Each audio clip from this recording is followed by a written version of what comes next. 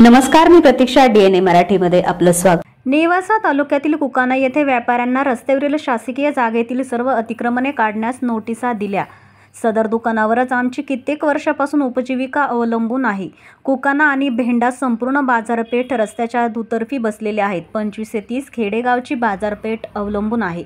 उदरनिर्वाहासाठी कुठले दुसरेही साधन उपलब्ध नसल्यानं तब्बल 1000 ते 1100 कुटुंब यामुळे रस्त्यावर येणार आहेत. त्यामुळे सदर अतिक्रमण हे स्थगित करून अतिक्रमण अंतर कमी करून 10 मीटरपर्यंत परवानगी द्यावी. अतिक्रमणातून निघालेल्या गायधारकाचे पुनर्वसन करून द्यावे. आम्हाला न्याय मिळवून द्यावा. राष्ट्रवादी काँग्रेस पार्टी पुणे शहर कार्याध्यक्ष अब्दुल हफीज शेख यांच्या नेतृत्वाखाली अहिल्यानगरच्या जिल्हाधिकारी सिद्धराम सालीमठ यांना मंगळवारी भेटून निवेदन देण्यात आलं. यावेळी शरद गरड, भाऊसाहेब हांडे, बाळासाहेब जावळे, सतीश विधाते, विशाल फासे, युवराज फासे, शहा अहमद, मौलाना इम्रान शेख उबेर, गणेश तारळकर, मुस्ताक सय्यद, योगेश दाते, रवींद्र भोसले, अशोक गरुड, रवींद्र भंडारी, गणेश फासे, अमल रोकडे, संतोष मस्के, प्रमोद दरंदले यांच्यासह शिष्टमंडळ आणि नेवासा तालुक्यातील ग्रामस्थ मोठ्या संख्येने उपस्थित होते. नमस्कार. आज अतिशय संवेदनशील असलेला आपला नेवासा तालुक्यामधील कुकाना येथील अतिक्रमण अंतराच्या खुलासाबाबत, त्याचबरोबर अतिक्रमण अंतर हे 15 मीटर होणार हे आम्ही ऐकलेलं आहे. कुठल्याही लेखी स्वरूपाचा त्या ठिकाणी आमच्याकडे अजून शासनाने तरी तसे काही नोटीसमध्ये उल्लेख केलेला नाही. तर त्याचं जे 15 मीटर होणार असेल तर 10 मीटर होऊन आमची दळणवळणाची त्या ठिकाणची जी अडचण आहे ती 100% सॉल्व्ह होते. रस्ता पण मोठा होतोय. मग जाणूनबुजून 15 मीटर काढून त्या लोकांना जर समजा ज्यांचं हातावर पोट आहे, आज कमीत कमी 700 ते 800 दुकाने त्या ठिकाणी उद्ध्वस्त होणार आहे, त्या लोकांना रोडवर आणून काय सिद्ध होणार आहे?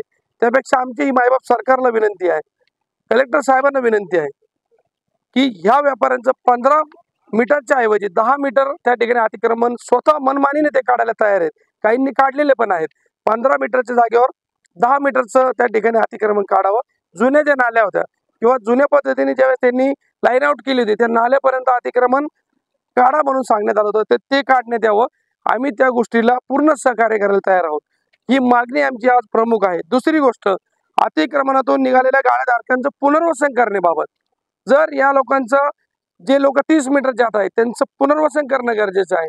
किंवा पुढे जाऊन जर समजा हे सगळेच लोक रोडवर आले किंवा यांच्या हातावर पोट आहेत, अशा लोकांना त्या ठिकाणी आपण पुनर्वसनासाठी ज्या ज्या ठिकाणी शासकीय जमिनी आहेत किंवा कलेक्टर साहेबांकडे असलेल्या जमिनी त्या ठिकाणी त्या गावामध्ये किंवा त्या शहरांमध्ये एक व्यापारी संकुल बनवून त्या ठिकाणी यांचं पुनर्वसन करावं, ही आमची प्रमुख दुसरी मागणी आहे. आणि त्याचबरोबर आता आपण सगळ्यांनी बघितलेलं आहे की अतिक्रमण हा विषय संपूर्ण राज्यभर चालू आहे, आपल्या जिल्ह्याभर चालू आहे.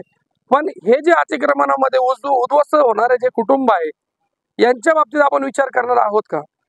यांचं भविष्य काय आहे? यांनी कुठे जायचं? आणि हे सगळे सर्वसाधारण लोक आहेत, यांचं हातावर बोट आहे.